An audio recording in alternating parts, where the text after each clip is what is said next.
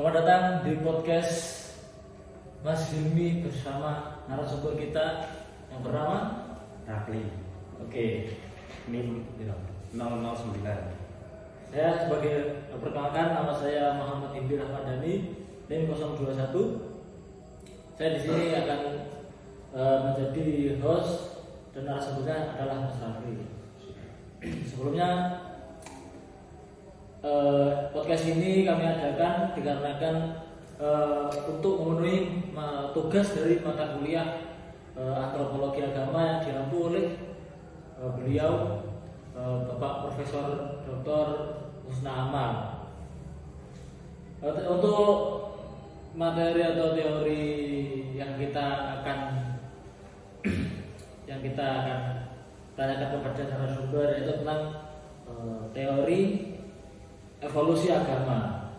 Jadi gimana Mas Raffi kabarnya? Apakah sehat? Alhamdulillah ya, sekarang sehat walafiat ya, meskipun ini tidak mendukung. Oke. Sebelumnya mohon maaf, dari mana Mas Raffi? Ya, saya sendiri dari Banyuwangi asal saya. Oke. Dari Banyuwangi dan kuliah di sini di Universitas Islam Negeri Kiai Haji Ahmad Siddiq Jember. Sekarang semester 5 mengambil program studi pengembangan masyarakat Islam. Oke, jadi di sini narasumber kita yaitu Mas Rafli. Beliau ini berasal dari Kabupaten Seberang Jember, timurnya Gumitir, melewati Gumitir. Itu di situ tepatnya di Glenmore. Setelah Kalibaru kalau dari baik, langsung saja kita mulai. Apa evolusi agama itu Mas Rafli? Nah, di sini kita membahas tentang ini ya, Mas, tentang teori evolusi agama. Di sini untuk memenuhi tugas dari Pak dosen Husna Amal. Jadi untuk awalnya teori evolusi agama sendiri itu beragam hingga untuk mengidentifikasinya tidak cukup hanya dengan menggunakan perspektif tertentu, akan tetapi di sini memakai sudut pandang yang sangat beragam seperti perspektif teologi, filosofis, psikologis, dan masih banyak lagi seperti juga sosiologis, ekonomi, budaya, dan lain-lain. Jadi konsekuensinya di sini itu untuk mengedepankan satu definisi untuk menjelaskan agama secara komprehensif gitu, Mas. Oke. Jadi gini teman-teman, evolusi agama dari penjelasan dari narasumber yaitu sangat beragam sekali, dari segi ekonomi dan lain-lain sebagainya. Jadi untuk selanjutnya ya ini sekilas tentang teori evolusi agama tadi. Teori evolusi agama sendiri merupakan teori yang memandang kehidupan terjadi melalui proses perubahan perkembangan dari suatu keadaan kepada keadaan yang lain secara bertahap dan tidak bisa langsung, jadi bertahap pada tahapnya. Oke. Nggak bisa kita judge langsung gini, nggak bisa. Jadi agama itu memang ada evolusi, yang dimana evolusi itu kan pengertiannya adalah perubahan dari 0 kemudian 1 dan sampai tahap ke 100 misalnya gitu ya. Jadi nggak bisa saklek langsung jering jadi agama, nggak bisa. Jadi tanya sejarahnya gitu. Namanya evolusi berubah terus. Jadi begitu agama teman-teman menurut narasumber. Oke, silakan. Jadi saya lanjutkan ini ya. Teori evolusi pada dasarnya sudah lama dikenal jauh sebelum diperkenalkannya oleh Charles Robert Darwin. pada tahun 1809 sampai 1882 di bidang biologi dalam karyanya yang berjudul Origin of the Species. Itu buku itu pada tahun 1859.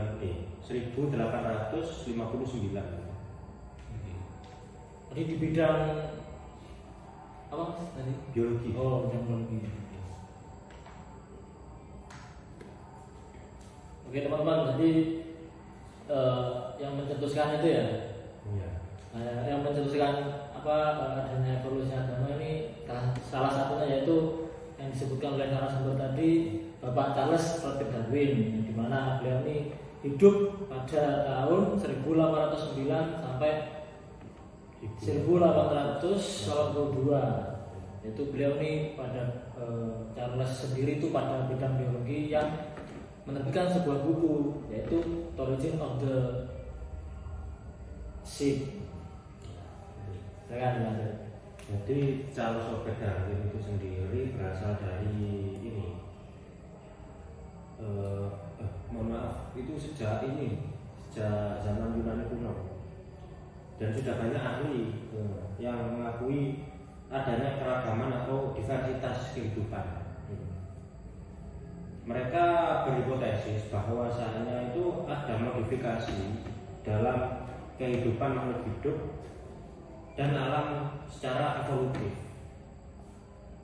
Jadi ada perubahan gitu mas. Setiap masanya itu ada perubahan, meskipun entah itu sedikit ataupun banyak, itu dia ada perubahan. Oke. Teman-teman, jadi untuk evolusi agama itu sebenarnya sudah ada sejak zaman Yunani kuno, yang dimana di zaman tersebut itu memang agama itu memang harus terus berubah mengikuti zaman. Jadi tidak saklek harus kembali ke zaman dulu aja, ke zaman awal-awal agama turun. Jadi enggak teman-teman. Jadi mengikuti zaman seperti itu agama. Jadi ya seperti itu agama, tidak bisa saklek aja. Silakan berkembang dengan seiring berjalannya waktu, ada perubahan entah itu dari segi teknologi ataupun apa, nanti kan juga ada sejarahnya juga gitu. Jadi itu mereka gimana ya Pak? Gagasan tentang evolusi melalui seleksi alam populer di tangan Charles Robert Darwin tadi. Meskipun tidak lengkap oleh karena ketidakjelasan tentang proses hereditas atau pewarisan karakter yang kemudian ditemukan oleh Gregor Mendel III. Darwin dianggap telah mencapai pemahaman yang relatif koheren tentang evolusi dibandingkan para sarjana sebelumnya. Oh, jadi teman-teman, tadi ada gagasan yang dari Darwin tadi, bahwasanya tentang ini mas, seleksi alam lah. Oh ya, ada seleksi alam yang mempengaruhi dari evolusi agama itu sendiri ya. Iya. Dan dalam agama dalam perspektif teori evolusi sendiri, evolusi agama itu merupakan semacam hasil sintesis dari perdebatan panjang antara perspektif rasional dan perspektif non rasional dalam mendefinisikan agama. Perspektif rasional memandang agama sebagai keyakinan yang masuk akal atau pengalaman mas, etika, dan di samping itu juga agama juga dipandang dapat mempengaruhi tindakan manusia dan dapat pula dieliminasi sepenuhnya dan sepenuhnya pengaruhi. Meskipun sebagian besar mereka ragu apakah hal itu pernah atau mungkin terjadi pada masyarakat secara umum. Dalam perkembangannya, perspektif rasional ini sering juga dikaitkan dengan paradigma sekular skeptisme berkembang di Inggris dan Prancis sejak abad 17 hingga 18. Jadi yang berpandangan bahwa doktrin-doktrin agama yang mapan tercipta akibat kejahilan dan tipu daya yang sengaja dilakukan oleh para tokoh agama untuk melayani kepentingan mereka, serta para penguasa zalim yang seringkali menjadi tuan mereka. Jadi ada kayak apa ya? Yang itu tadi maka nantinya itu ada antara borjuis dan proletar itu kaum yang menguasai gitu mas. Itu yang membuat pengaruh besar. Oh, oke. Jadi evolusi agama ini juga kan nantinya bisa membentuk kaum borjuis dan proletar begitu ya Mas Rafli ya. Ya jadi itu kan mas kayak gini seumpama ada apa ya kan antara borjuis dan proletar itu tadi ada gap gitu mas. Sedangkan borjuis tadi itu kalau diumpamakan ini ya mas, itu yang menguasai lah, kan yang punya kali ya, yang punya semua yang dibutuhkan oleh kaum yang di bawahnya. Jadi itu tadi dia yang memegang kuasa gitu kan. Jadi kayak itu juga menjadi pengaruh besar juga. Jadi kalau dalam teori ini tadi, teori evolusi agama yang dijelaskan oleh Charles Robert Darwin kan. Oh, okay. Jadi yang dijelaskan awal Charles Robert Darwin tentang teori evolusi agama itu jadi adanya kaum borjuis yang memiliki modal ulang alat sehingga yang proletar atau yang bawah itu membutuhkan sekali dengan adanya alat tersebut untuk mereka bisa bekerja. Jadi seperti itu. Darwin juga sempat menyinggung hal tersebut. Oke. Ini terus masih untuk evolusi agama itu ya. Evolusi agama sendiri ada kayak corak perkembangannya. Ada perkembangannya. Ya. Jadi kan itu tadi kan di awal itu tadi kan ada perubahan dari perkembangan itu tadi. Setiap anunya itu ada nanti perkembangan atau perubahan sedikit demi sedikit gitu kan.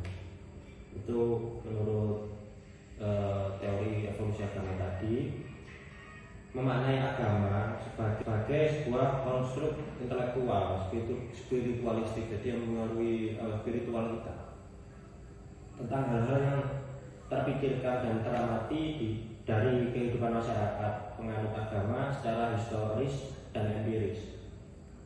Agama dipandang sebagai proses sosial yang dapat mengalami perubahan dan perkembangan sejak dari tingkat yang sederhana hingga tingkat yang rumit.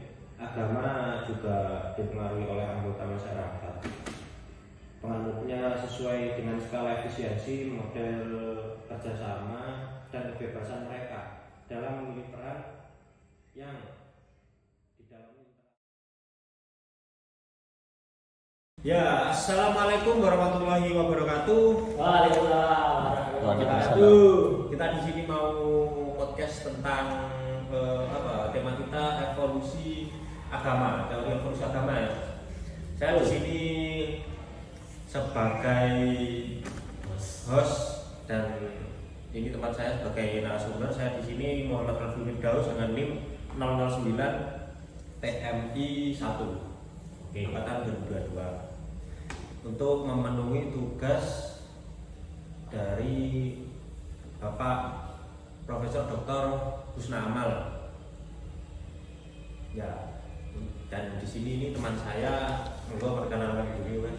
Ya, halo teman-temanku semuanya. Perkenalkan nama saya Muhammad Budi Ahmad Dhani dengan NIM 009 021 dari PMI 1 juga. Kebetulan saya satu kelompok dengan Mas Fadli di mata kuliah yang telah disebutkan tadi. Di sini saya sebagai narasumber untuk memberikan ya sedikit informasi lah sedikit saja ya, tidak banyak-banyak kok. Ya, di sini kita akan menyampaikan tentang evolusi agama tadi ya Mas. Ya, sebelumnya gimana kondisi Mas Hilmi saat ini, ya sehat atau gimana? Alhamdulillah sehat, tidak ada suatu halangan apapun, lancar. Ya, kita untuk saat ini langsung aja ke poin-poin tentang apa ini? Tentang evolusi agama ya, teori evolusi agama. Di sini saya sebagai host juga ingin menanyakan ya Mas. Habis ini saya tanyakan tentang poin-poinnya apa saja yang akan dibahas, tentang apa itu, monggo jangan jawab. Saya ya bukaan ini bagaimana sih Mas tentang teori evolusi agama itu Mas, untuk awal-awalnya bagaimana, nanti kan ada kelanjutannya. Oke, baik, terima kasih atas waktunya kepada host. Saya langsung menjawab. Jadi arti dari kata evolusi sendiri itu kan perubahan ya teman-teman ya. Evolusi kan perubahan. Jadi dan agama sendiri itu kan doktrin atau pemahaman ya teman-teman. Jadi sepengetahuan saya dari evolusi agama itu pemahaman dari agama yang terus berubah-ubah. Berubah dalam artian itu bukan berubah dari isi makna agama tersebut di awal pendiriannya, tetapi evolusi di sini artinya yaitu agama itu mengikuti perkembangan zaman, atau yang disebut sekarang itu kan namanya teknologi ya, revolusi industri, dan sekarang revolusi lingkungan teknologi Mas ya. Ya itu, jadi 5.0 ya itu. Jadi seperti itu teman-teman, maksudnya bukan berubah makna dari pendirinya agama. Oke, jadi dapat berubah-ubah seiring mengikutinya zaman gitu ya Mas. Iya. Dan ya memang di sini kita kan membahasnya tentang ini ya, evolusi agama. Evolusi sendiri juga maknanya kan dari ini ke titik ini gitu, ada perubahan gitu kan. Iya, betul sekali Mas Fadli. Jadi untuk definisi agama sendiri itu dulu bagaimana Mas? Untuk definisi agamanya? Definisi agama? Ya, definisi agama secara komprehensif aja. Oke. Jadi definisi agama di sini kan di situ kan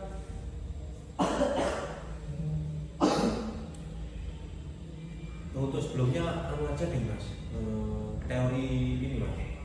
Ya coba untuk argumen jenengan itu teori evolusi agama itu yang kayak ada animisme, terus politisme, terus ada monoteisme, itu bagaimana sih? Ada kayak poin-poin seperti itu ya teologi filosofis itu. Oke, jadi untuk argumentasi yang mendukung evolusi agama itu kan ya ada derajat akal manusia, yang dimana kan yang contohnya yaitu pemikiran teologis. Di sini yaitu kan pemikiran teologis itu kan berkembang dari animisme atau keyakinan pada roh kan. Kemudian ke politeisme, yaitu kepercayaan pada banyak dewa, dan akhirnya monoteisme itu kepercayaan pada satu Tuhan. Yang ketiga ada tiga berarti, animisme, politeisme, dan monoteisme. Jadi dari ketiga pemikiran teologis tersebut itu jadi menunjukkan bagaimana sih tingkat pemahaman dan kompleksitas pemikiran manusia berpengaruh pada bentuk agama yang dianut. Seperti itu Mas. Di secara singkatnya argumen sampean tadi seperti itu tentang teori evolusi agama ini ya Mas. Ya, dan sedikit juga menambahkan teman-teman ini saya mengutip dari seorang apa ya, kayaknya ada tokoh ya yang namanya di sini E.B. Taylor, yang dimana E.B. Taylor ini mengungkapkan bahwa agama itu dimulai dari kesadaran akan jiwa dan roh melalui pengalaman manusia terhadap dunia, dan kemudian keyakinan ini berkembang menjadi pemujaan terhadap dewa-dewa yang akhirnya menuju pada konsep satu Tuhan dalam berbagai tradisi agama teman-teman. Jadi menurut Taylor seperti itu, bahwa beliau mengungkapkan bahwa agama itu awalnya itu kan manusia zaman primitif kan, pertama kan ada pengalaman dulu, terus setelah itu keyakinannya itu memuja terhadap dewa-dewa, dan pada akhirnya menjadi konsep satu Tuhan dalam tradisi agama. Seperti itu teman-teman.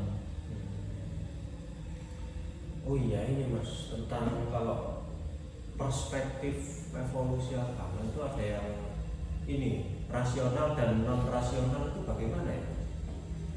Oh ya, jadi untuk pertama dulu dari perspektif rasional ya teman-teman. Jadi di dalam perspektif rasional itu ada 3 subbab teman-teman, yaitu yang pertama pendekatan empiris, yang kedua agama sebagai produk budaya, dan yang ketiga yaitu teologi rasional, di mana pendekatan empiris itu contohnya seorang tokoh yang bernama Sigmund Freud melihat agama itu sebagai ilusi yang muncul dari keinginan manusia untuk menemukan perlindungan dan keamanan. Dan yang kedua tadi kan sub kedua itu agama sebagai produk budaya, dan di mana di sini contohnya itu tokoh Emil Durkheim yang menganggap agama itu sebagai fenomena sosial yang berfungsi untuk memperkuat kohesi sosial. Seperti itu. Yang ketiga teologi rasional dari Thomas Aquinas, yang dimana Thomas Aquinas itu mengembangkan argumen rasionalnya untuk mengenal keberadaan Tuhan menggunakan logika dan filsafat untuk membuktikan bahwa ada entitas adikodrati. Sedangkan perspektif non rasionalnya itu yaitu ada 3 juga. Yang pertama pengalaman spiritual, agama sebagai intuisi, dan ritual dan simbol. Ya, saya mau pamit sebentar ke ini kapal mandi bentar Mas. Oke, saya akan melanjutkan penjelasan dari host yang sedang berhalangan sebentar. Jadi dalam perspektif rasional di dalam subbab 1 yaitu pengalaman spiritual, di situ ada contoh dari tokoh Rudolf Otto, yang dimana beliau itu mengemukakan bahwa pengalaman religius bersifat ominous, artinya pengalaman yang melampaui pemahaman rasional. Di sini agama itu dipahami sebagai sesuatu yang tidak bisa sepenuhnya dijelaskan dengan logika atau analisis ilmiah. Yang kedua, agama sebagai intuisi. Agama di sini dari tokoh Martin Heidegger menyatakan bahwa pemahaman religius ini bentuk pemahaman yang lebih dalam tentang keberadaan manusia. Yang terakhir yaitu ritual dan simbol.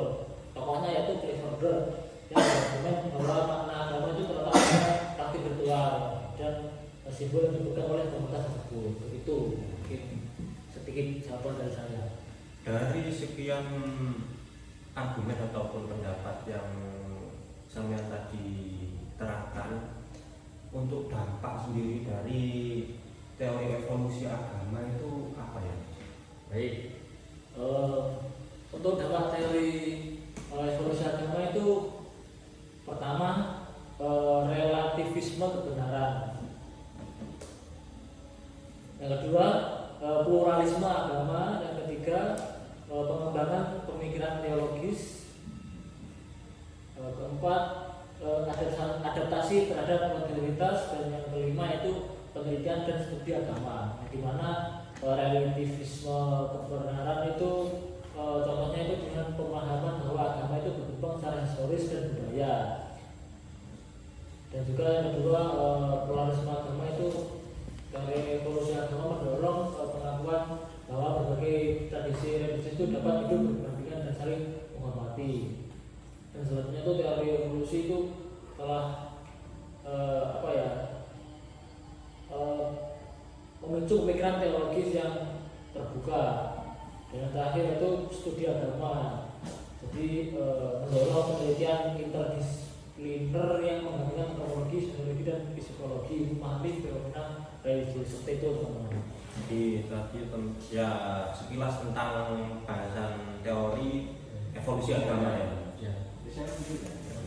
Itu kita tutup untuk acara podcast hari ini. Kita sih bisa dilanjutkan waktu ya Mas. Yang di dalamnya di sini saya sebagai host minta maaf sebesar-besarnya apabila ada salah kata. Wabillahi taufiq wal hidayah. Wassalamualaikum warahmatullahi wabarakatuh. Waalaikumsalam warahmatullahi wabarakatuh.